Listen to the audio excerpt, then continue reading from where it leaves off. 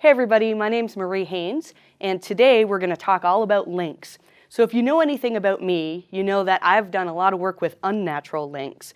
I've done a lot of work helping people with penguin problems and unnatural links penalties. But today we're going to talk about natural links. I'm going to give you some tips about the types of links that you can get that comply with Google's guidelines.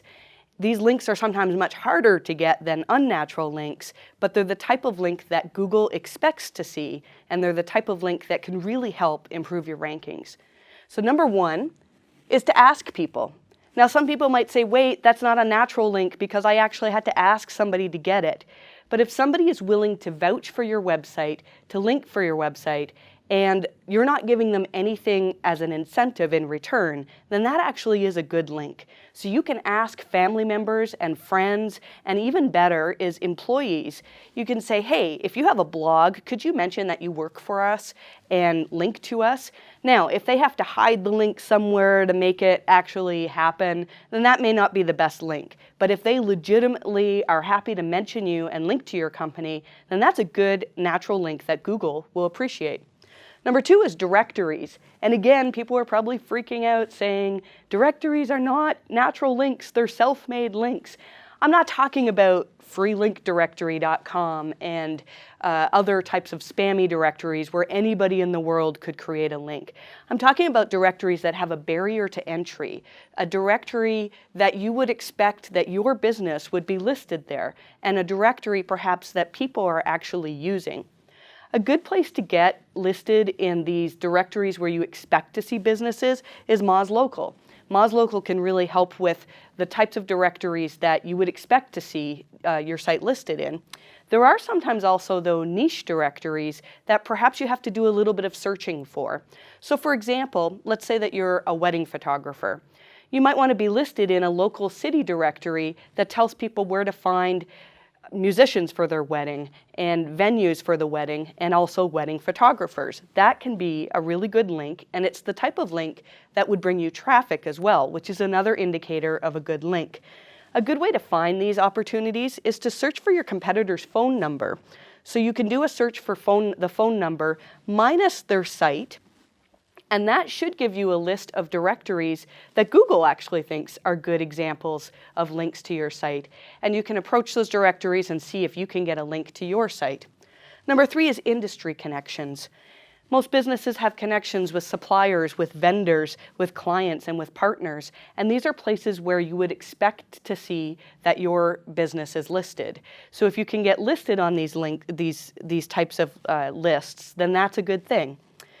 A good way to find these is to find out what lists are your competitors on. Take a look at their link profiles and see if there's anything there where you should be listed as well. Next, we'll talk about unclaimed brand and name mentions. So this is a place where somebody has mentioned your business, mentioned your website, perhaps mentioned your name, but they haven't linked to you. It's perfectly okay to reach out to those people and say, hey, thank you for mentioning us. Could you possibly link to us as well? And a lot of the time that can result in a link. You can find these opportunities by using Moz Fresh Web Explorer. And also, I think every business should have set up Google Alerts to tell you when somebody has mentioned your business. However, even with these set up, sometimes some things get missed. And so I recommend every month that you go and you do a search for your brand name and subtract out your website. You might want to also subtract out sites like YouTube or Facebook if you have a lot of those listings as well. And then set the date back for 1 month and see what new mentions has happened in that last month. And you may be able to reach out to some of those businesses to get links. Number five is to reclaim broken links. A way that you can find broken links to your website is to go to Google Search Console and look at the crawl errors. What I'm talking about here is a place where somebody has linked to your website, but perhaps they've misspelled the URL. And what you can do, there's two ways that you can reclaim these. One is to reach out to the site and say, hey, thanks for linking to us. Could you maybe fix the typo? And number two is to create a redirect that goes from the misspelled URL to the properly spelled URL. When you do this, you lose a tiny little bit of link equity through the redirect, but still it's much better than having a link that goes to a broken page, because a link that goes to a 404 page is one that doesn't count for PageRank matters. Next is just be awesome. Journalists are always looking for stuff to write about. And if you can do something with your business that is newsworthy, then that's fantastic.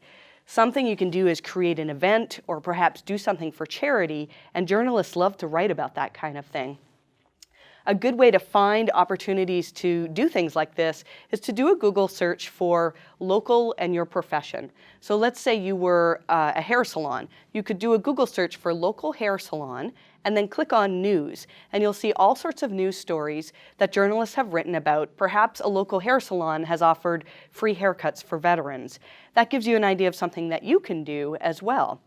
And that also gives you a list of the journalists that are writing these types of stories. So you can reach out to those journalists and say, hey, our business is doing this awesome thing. Would you consider writing a story about us? And generally that would include a link back to your website. Next, number 7, if you're getting press, do things to get more of that press. I have a story about a client who had a product who went viral. And what he ended up doing was contacting all of those people who had linked to him and offering himself as a source for an interview. We also contacted people who mentioned the product but didn't link to him and said, hey, could you possibly link to us? We'd be happy to do an interview. We'd be happy to provide a new angle to the story. So if you're doing something that is going viral, that is getting a lot of press, often that means that people are super interested in this aspect of your business, and you can usually, with a little bit of work, get more links out of that process. Number 8 is HARO, which stands for Help a Reporter Out. HARO is an email list that connects journalists with businesses, with professionals as well. So these journalists are looking for a source. For example, if you're a dentist, there might be a journalist who's doing a story about teeth whitening, and that journalist might want to use you as a source and then link to you. A tip that I can offer is, if you're using Gmail, is to set up filters in Gmail so that you only see the HARO requests that contain your keyword or your business. Otherwise, you can get up to 3 of these emails a day, and it can be a little bit overwhelming and fill up your inbox. Number 9 is to look at what content you have that's already getting links. A good way to do this is to go to Google Search Console, links to your site, most link content, and click on More. This is going to give you a list of the URLs on your site and the number of domains that are linking to those URLs. If you download the list, you'll also be able to see the exact URLs where the links are coming from. If you have content on your site that actually is already attracting links, then this is the type of content that you want to promote to other people to get more links. You can also contact the people who did link to you and say, thank you so much for linking to me. Is there something else that we could produce that would be useful for your customers, for your readers? And often that can give you good ideas for creating new content. And the links are right there if those people are willing to give you ideas to write about. And number 10 is something that's been discussed on Whiteboard Fridays before, is 10x content. This is creating content that's 10 times better than anything that's out there on the web.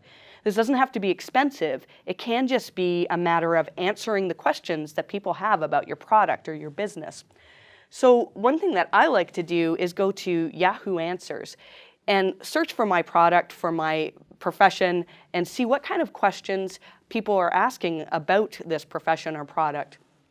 Because if people are asking the question on Yahoo Answers, it often means that the answer is not easily available on a Google search. So you can create content that's the best of its kind, that answers any questions that people might have.